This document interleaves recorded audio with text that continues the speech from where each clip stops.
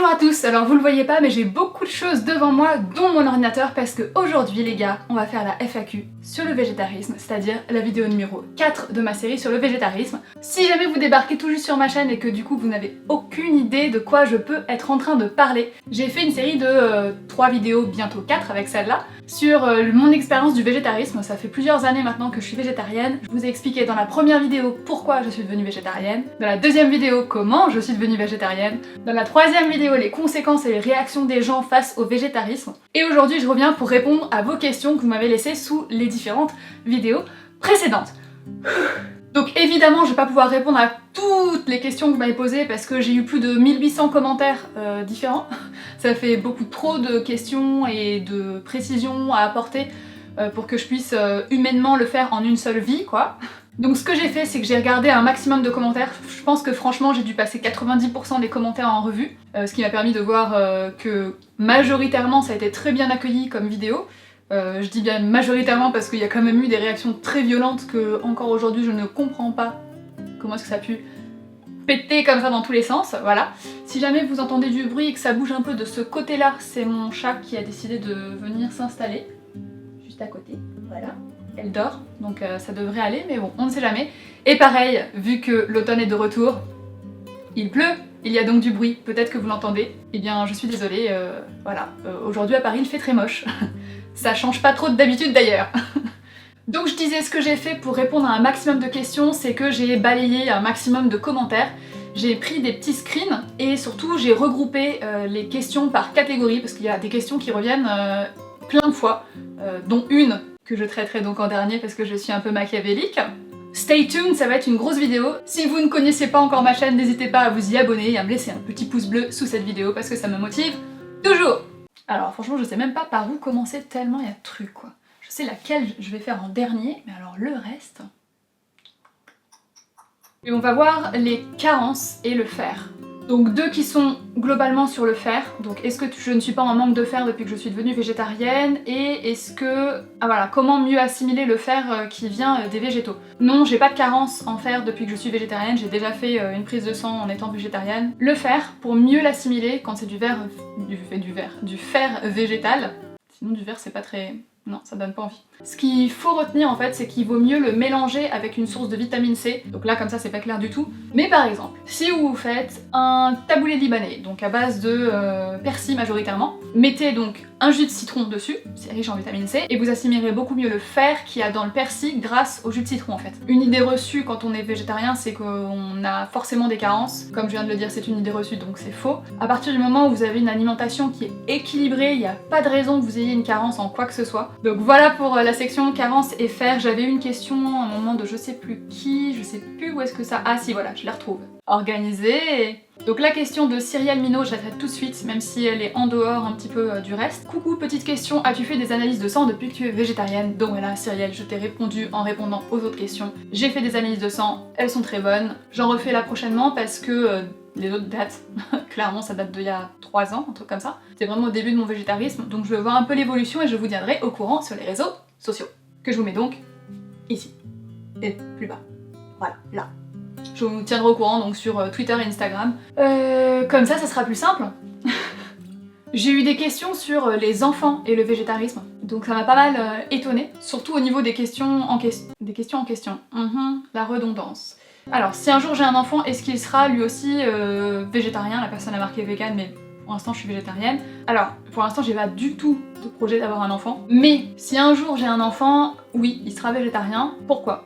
Parce que ça a été prouvé que c'est absolument pas dangereux pour la croissance, l'évolution, l'intellect, la masse musculaire, etc. Ça n'a vraiment aucun impact négatif sur le développement de l'enfant. Donc oui, il sera végétarien. Après, peut-être que je lui laisserai le choix un moment. Je sais pas du tout encore. Comme je vous l'ai dit, je suis à des années-lumière déjà d'avoir un enfant, donc de savoir ce que je ferai quand il aura, je sais pas, 10 ans. On n'en est pas encore là du tout. Ensuite, il y a quelqu'un qui m'a dit... Tu m'aimais encore? Non. Donc Armance Boyau qui me dit « Je veux devenir végétarienne, mais on m'a souvent dit que j'aurais sûrement du mal à avoir des enfants à cause des protéines. » Je trouve ça horrible déjà de dire ça à quelqu'un. Et la réponse est non. Non, tu n'auras pas plus de difficultés qu'une personne lambda omnivore à avoir des enfants. Tu peux avoir des difficultés à tomber enceinte, hein, mais comme tout le monde, et ça n'a pas de lien avec le végétarisme. Donc sois rassuré à ce niveau-là, et pareil à nouveau, il n'y a pas de problème de protéines. À nouveau, je répète, hein, pas de problème de protéines, à condition d'avoir une alimentation équilibrée et suffisante en termes de calories. Mais autrement, aucune difficulté. Il y a eu plusieurs questions qui sont revenues sur les fêtes de fin d'année, et notamment Noël. Alors oui, c'est difficile pour moi, parce que... Alors attendez, comment je resitue le contexte? Je vous rappelle donc que ma famille est plutôt portée viande, beaucoup moins aujourd'hui que quand j'ai commencé mon végétarisme, ça c'est sûr.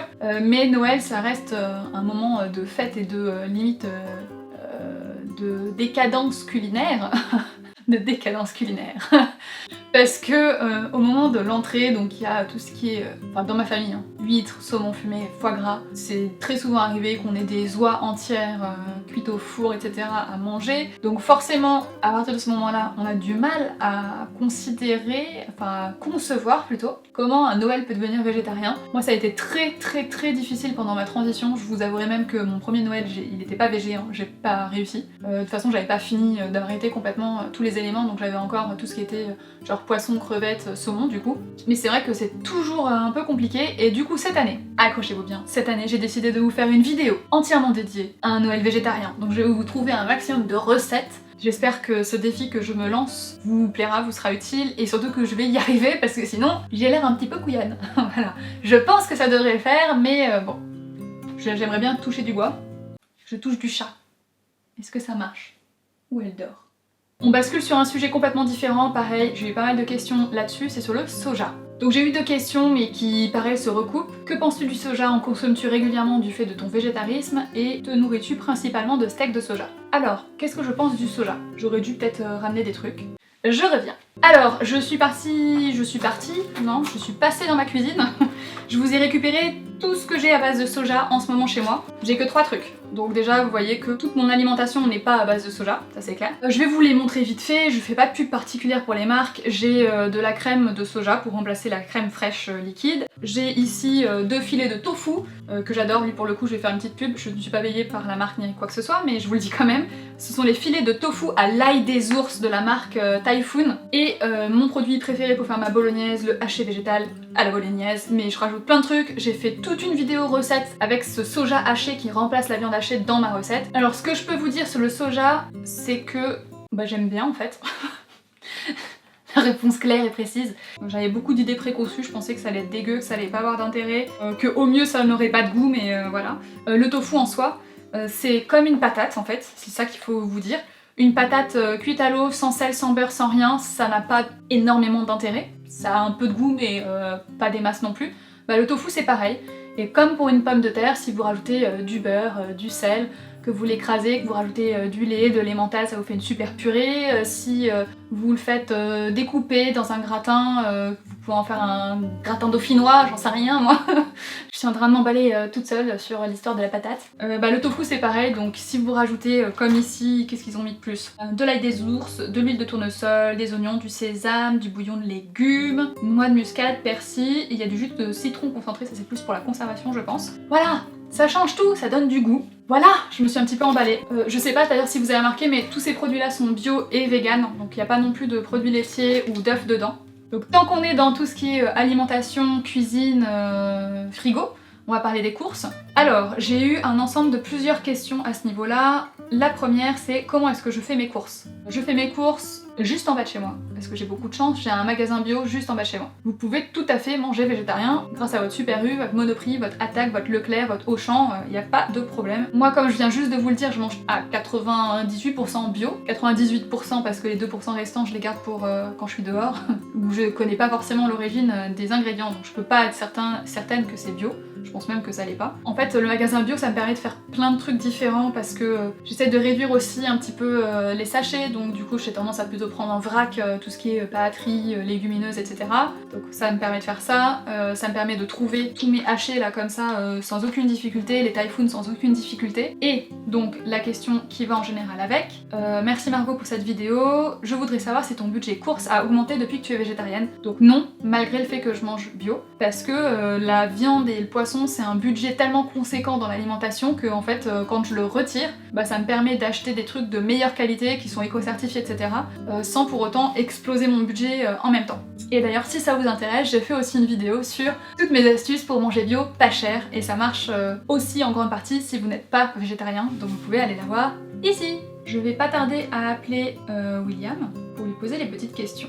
Mais avant ça, j'ai une question que je ne pensais pas prendre à l'origine parce que quand je l'ai vue, je me suis dit bah non, ça m'arrive pas. Et en fait, ça m'est déjà arrivé. La question c'est comment réagis-tu quand tu manges de la viande involontairement? Ça ne m'est jamais arrivé de manger de la viande ou du poisson involontairement. Ce qui m'est déjà arrivé, c'est de manger un bonbon. Et au moment où j'avais le bonbon dans la bouche, d'avoir la personne en face de moi qui me fait je comprends pas, t'es pas végétarienne? Je fais bah si, bah y a de la gélatine de porc. Ah mince! Donc voilà, un truc à retenir si vous êtes végétarien, attention à la gélatine de porc dans les bonbons.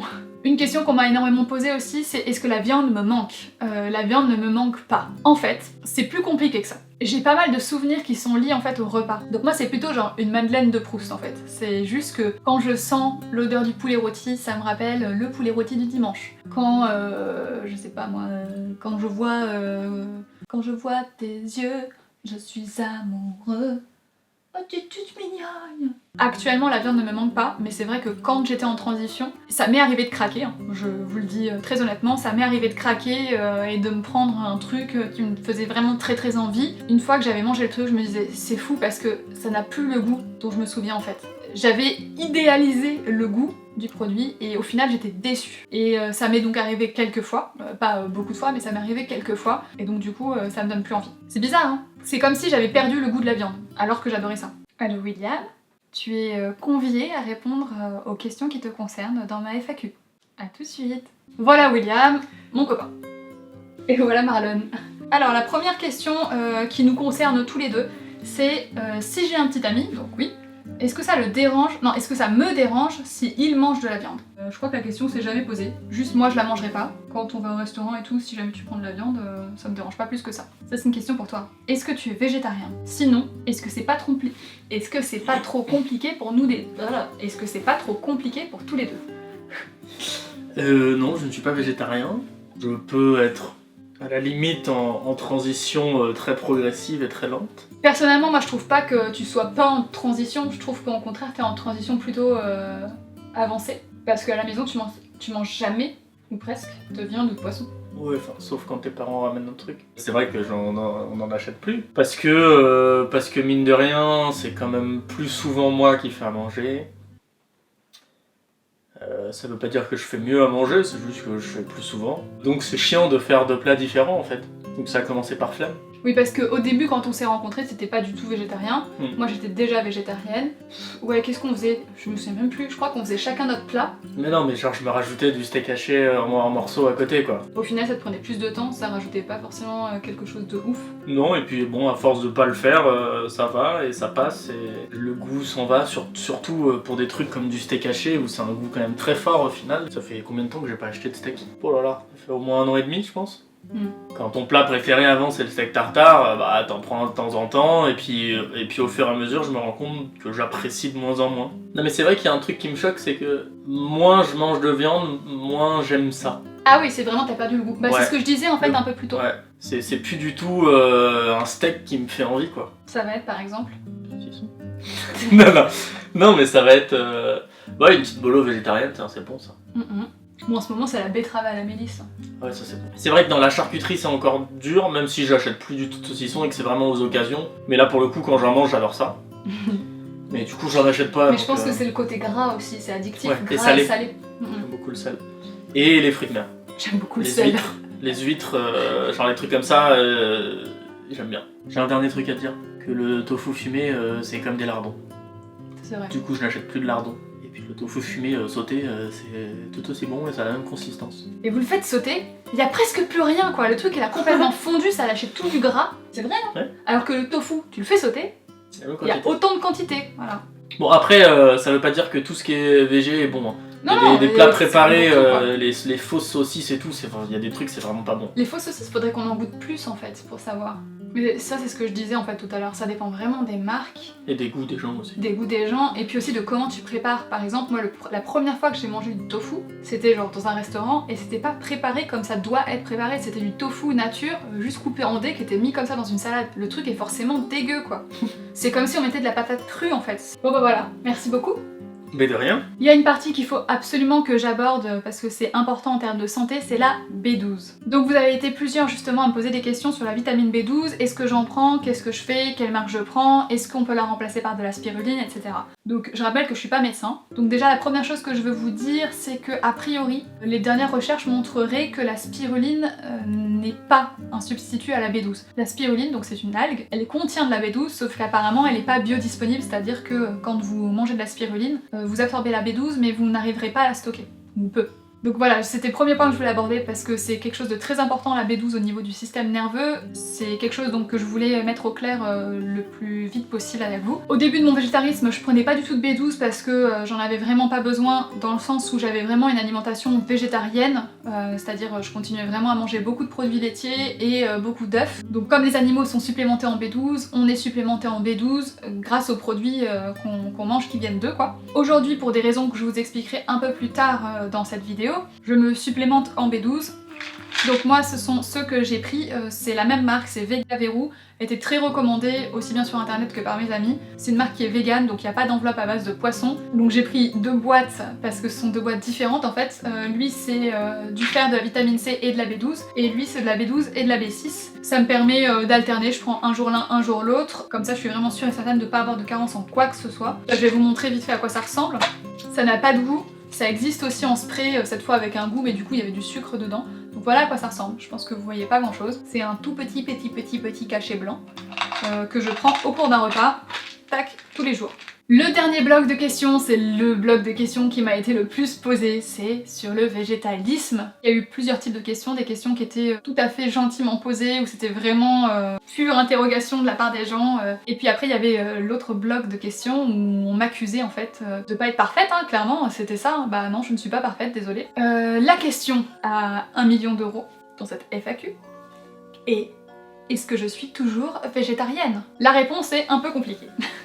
Je sais pas si vous savez ce que c'est un flexitarien. Un flexitarien, normalement, c'est quelqu'un qui a une alimentation végétarienne la plupart du temps, donc qui ne mange ni poisson ni viande la plupart du temps, mais qui, dans certaines occasions, va quand même manger un steak ou j'en sais rien. Pour Noël, par exemple, va quand même manger des fruits de mer, etc. Ça, c'est un flexitarien. Moi, je me considère comme une flexitalienne.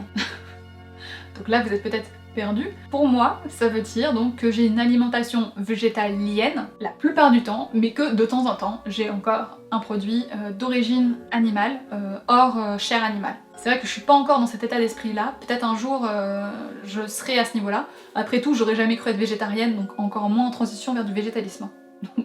Donc on ne sait pas, l'avenir le dira. Pour que vous ayez une meilleure idée de en quoi consiste mon alimentation actuellement, je ne consomme plus du tout de lait, et ce depuis vraiment longtemps, je pense même depuis le début de mon végétarisme, je consommais déjà plus de lait. Je ne consomme pas de crème, j'aime pas particulièrement en mettre parce que c'est très gras, je préfère remplacer par de la crème de soja si vraiment il y a besoin de la crème.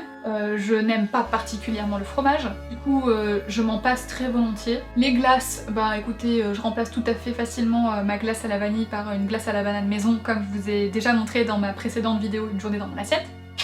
Je la mets juste ici. Ce qui est plus difficile pour moi à éliminer pour l'instant, c'est le miel et les œufs, mais surtout les œufs. Le miel, je le remplace progressivement quand même par du sirop d'érable, du sirop d'agave, des choses comme ça. Les œufs c'est plus difficile. J'essaye quand même de moins en acheter, c'est vrai qu'on en achète presque pas quand même. Je sais pas ce que je peux vous dire de plus, vous voyez que je fais de plus en plus attention à mes cosmétiques, j'achète plus de cuir. Donc globalement quand même je me dirige vers un mode de vie qui est de plus en plus vegan en fait. Je vous remercie en tout cas pour tous vos messages super positifs, pour tous les petits témoignages, que ce soit d'affection ou témoignages tout court sur le végétarisme. Dans tous les cas, ça m'a fait plaisir de voir que j'ai pu vous apporter mon regard sur le végétarisme et cette expérience globalement. J'ai aussi été vachement touchée par tous les commentaires où vous me disiez que vous pensiez être le seul ou la seule à être dans cette situation-là et que ça vous a fait vraiment du bien, que ça vous a soulagé de vous rendre compte que bah non en fait. Ça arrive aussi à d'autres personnes. Je vous remercie vraiment pour toute votre implication tout au long long de cette série, j'ai vu beaucoup de têtes